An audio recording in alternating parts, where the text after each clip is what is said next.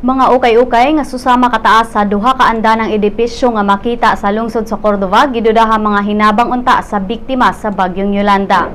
Nito mao mga tabi-tabi sa mga lumulupuyo sa dakbayan sa Lapu-Lapu ug Cordova nga ang mao mga sapot nga gikan sa gawas sa nasod nga mga hinabang wa mahatag ngadto sa mga biktima og gipamaligya na.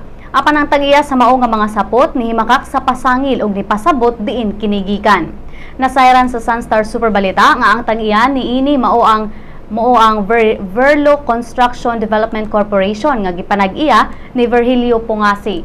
Nipasabot si Pungasi nga bakak ang ningkatap nga mga istorya sa social media nga mga hinabang kini.